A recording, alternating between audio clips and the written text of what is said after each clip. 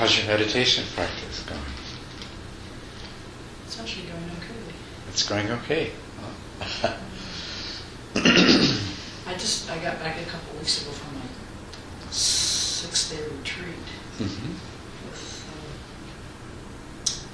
the COD ranch. It was wonderful. I think that really helped. Mm-hmm. Oh, good. Yeah. So.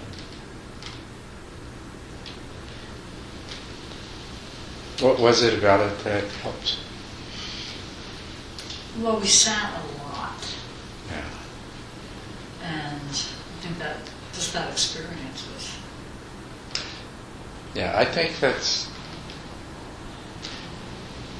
a important thing to have that experience and appreciate what a difference it makes when you do a lot of sitting without going out in the world and getting your mind all overstimulated,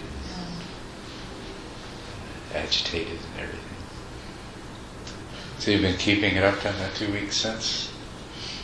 Pretty well? Well, nothing like that, but yes, regularly. And I can see some changes. I mean, I can see some changes in the experience, the meditation experience. Good.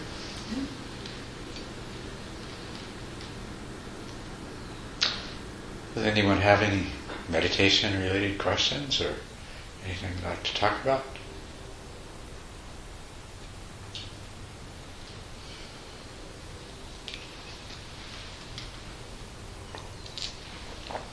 While we sit here and wait for everybody else to come and do our sit.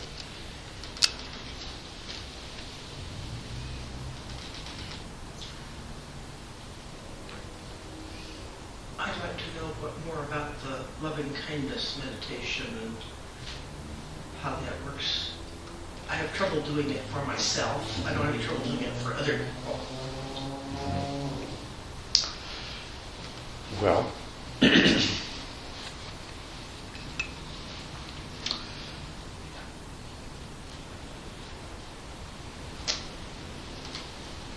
what I consider to be the most important thing is, first of all, that you are able to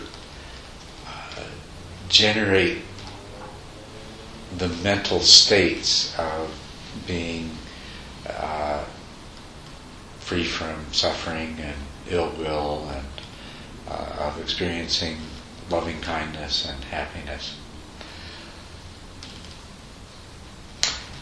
And really, everything else about the practice is just giving you repeated opportunities to do that, to generate those particular feelings. And then the second most important part about it is when you project that or offer that or send that or wish that for other people, because then it goes beyond a feeling of loving kindness to actually action, the act of loving kindness. You say you have trouble doing it for yourself. What do you mean? Well, I have trouble saying that I love myself the way I am. And I'm not used, I guess, to wishing for things for myself. You know. Because you probably are conditioned to feel that you shouldn't do that because it's I suppose selfish. Yeah. It's an interesting thing that one of the problems that we do have is our own selfishness, and a lot of the problems in the world are the result of all these people acting out of their selfishness.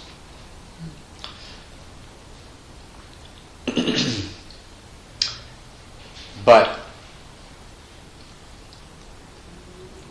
if we go to a really deep level of recognizing that there is no self to be selfish about, then we can see our own minds and our own bodies and their well-being as being on par, no more important but no less important than the well-being of other minds and bodies. And that is the proper way to develop loving kindness and direct it at yourself, is not from that place of feeling like an I and me and mine and selfishness, but rather seeing your mind and body as being no different than anyone else's, and feeling exactly the same loving kindness towards everyone else and towards yourself. And for a lot of people, this is difficult. A lot of people don't feel that they're worthy. As a matter of fact, part of the practice of loving kindness is learning to forgive, and it's always easier to forgive other people than it is to forgive ourselves. And so, in that aspect of it, if you start out by forgiving other people,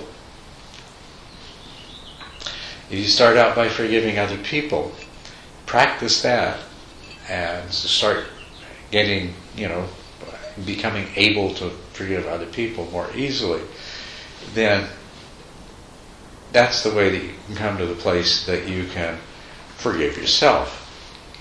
And forgiveness is an important part of being able to direct loving kindness at anybody and at yourself. In the practice of loving kindness, we start out with the people that are really easy, the people that we feel good about and we like and we admire, and we feel like they've been good to us, and so we wish loving kindness for them. But then we progressively move to the point where we can generate loving kindness and direct it towards the people that we would otherwise regard as our enemies. Those people that are, in some way or another, our nemesis, and appear to us to be the cause of some of our suffering and unhappiness. So then if you can direct loving kindness to people at different degrees of closeness, and reach the point where even those that you have antipathy towards, then it should be pretty easy to direct loving kindness towards yourself as well. The wish for these good things. But it's kind of a cyclic thing, because you have to start out, before you can have the wish that somebody else be free from suffering. That has to be clear in your mind. So you have to bring yourself to have that feeling as clearly as you can. And you do that through recollection or imagination or whatever. But we all know what it's like to be free from suffering, even if for some people it's hard to remember what it's like to be free from suffering, but we know what that means. And so if we call that to mind, and if we can make that feeling, that state of mind corresponding to being free from suffering as clear as possible, then we can wish it for others. Even if we feel in some way that maybe we don't deserve it, we can still wish it for others.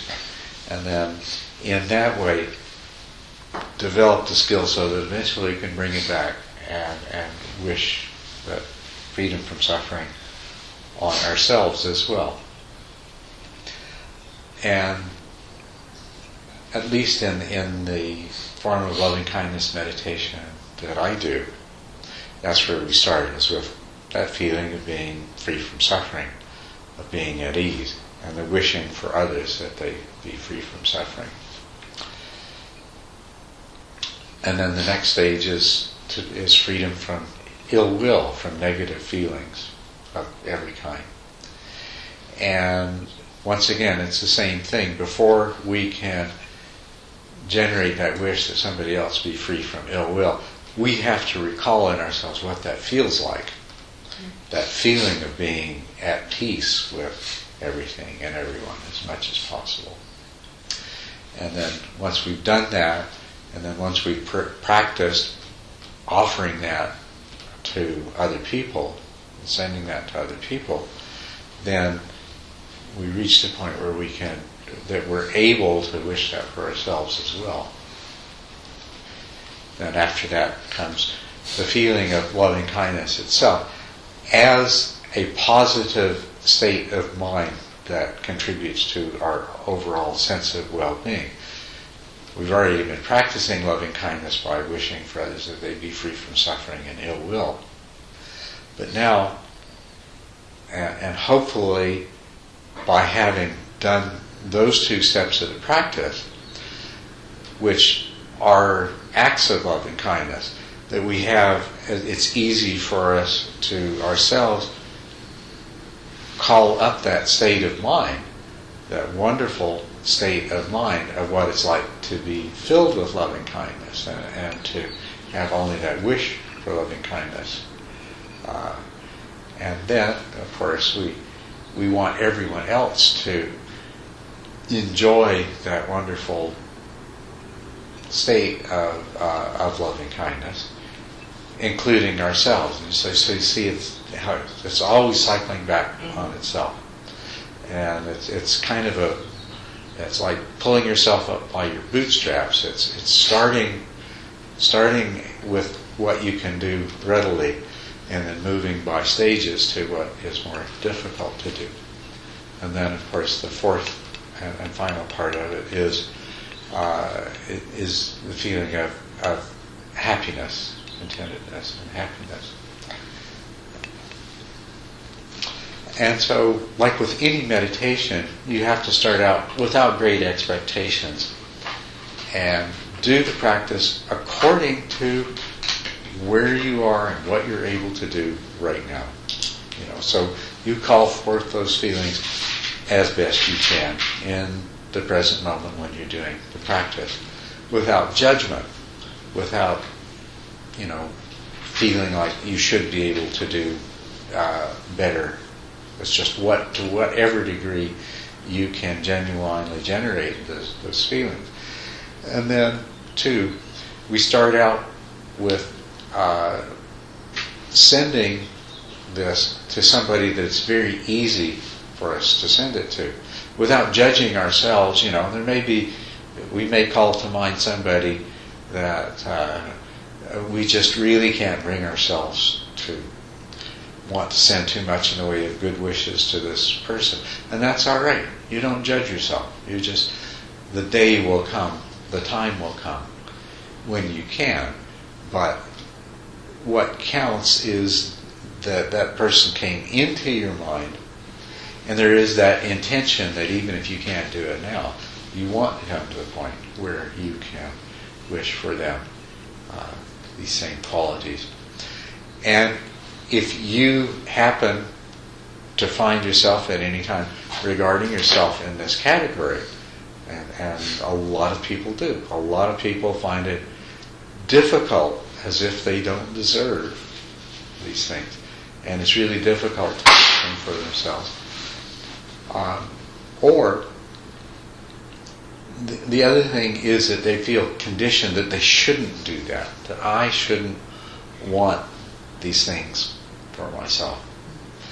So what's really important there is to remind yourself that the I-ness of that makes it selfish is an illusion, and that there is, after all, this body and this mind, and it just is, and it is in the same way anyone else's is, and so it's no more or no less deserving than those things. And it's that understanding that is important, and even even if you were, say, to find, it's really easy for me to wish these, I really want to be happy, I really want to be free from suffering, it's really easy for me. Well, then in that case, your challenge is to come to that place where you wish them for the body, mind that you call yourself, but without attachment to it, and and from the same place of equal value as every other being. And so that's basically how the meditation works.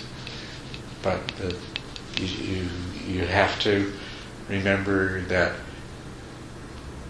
you're only going to be able to do what you're able to do. If you find yourself running into an obstacle, then that's a good indication that, well, this is something to be very valuable for me to repeat. The more often I repeat it, then the more likely that I am at some point to find myself having overcome that obstacle.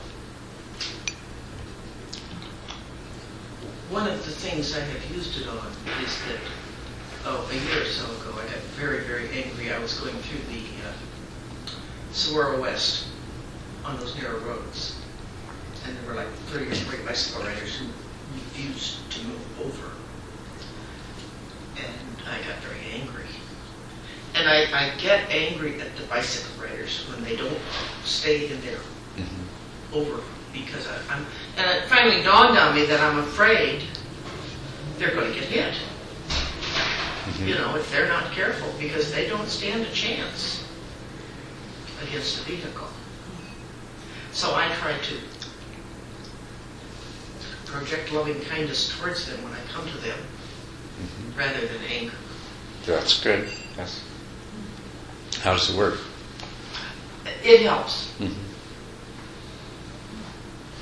Also with some of the other people that drive cars. Also what? Also with some of the other people that drive cars around here, but Yeah.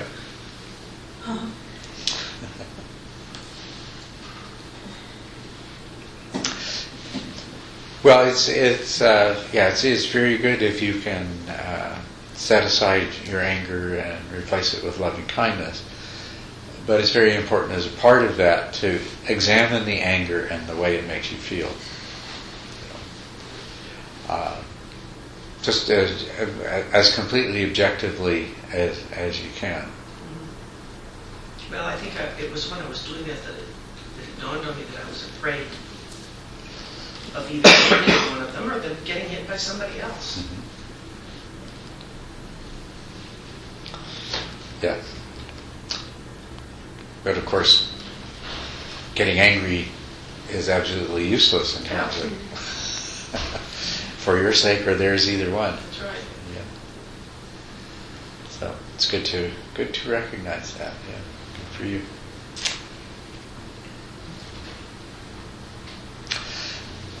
But and there is the formal practice of loving kindness meditation, which I was describing. And then there is learning to practice loving kindness in all kinds of everyday situations. And it's really important to do the formal practice of it as well, because our minds do deceive us so much. And so,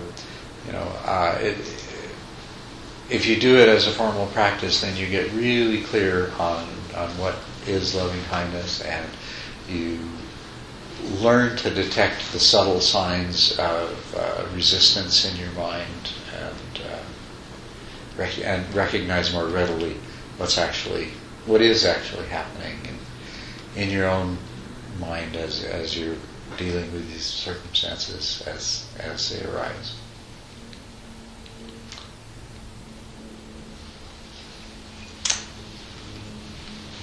A good evening to all of you that have come in.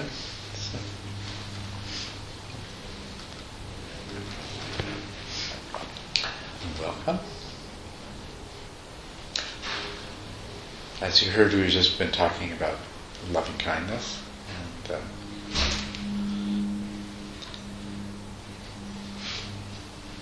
as a formal practice and as something to do in every part of your life. For those of you that are in any kind of a close relationship,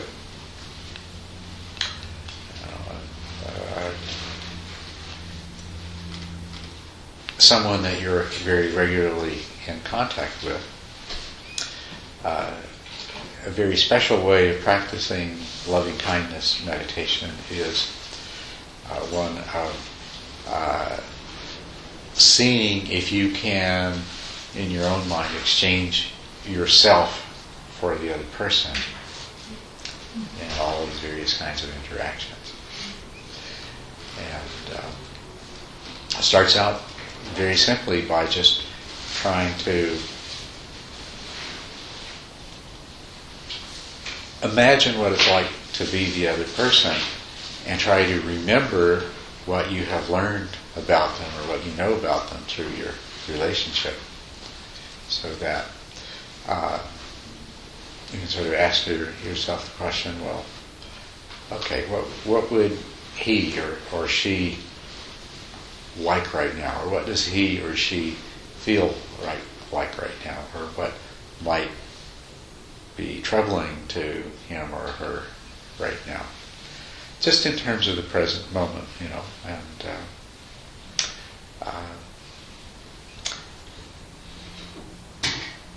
and then when you sort of are out of that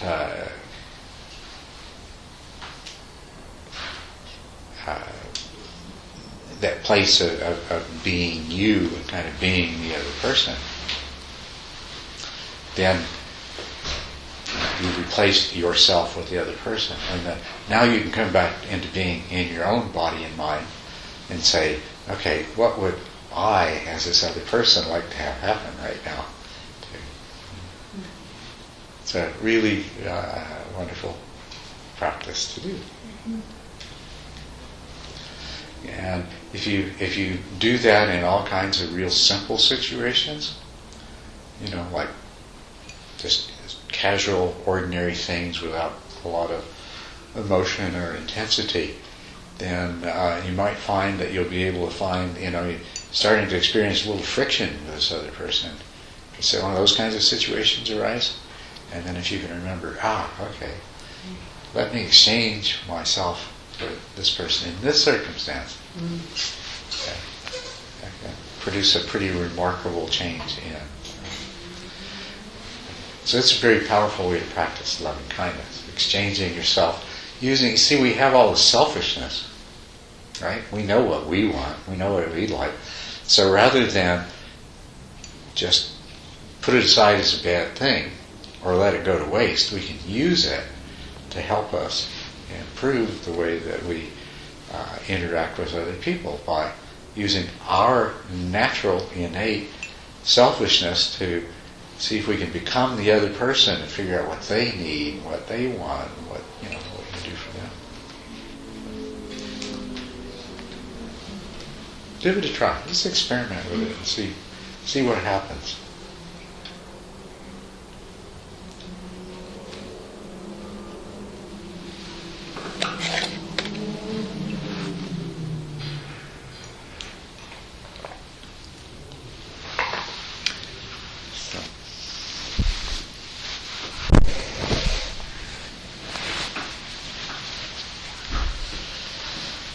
Well, it's about time to sit here.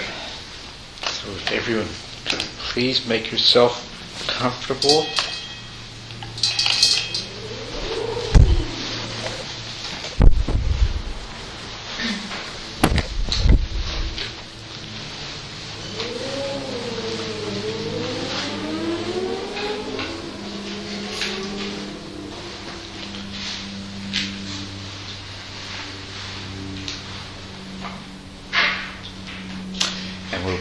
Begin with the mandala prayer. Let's say it together.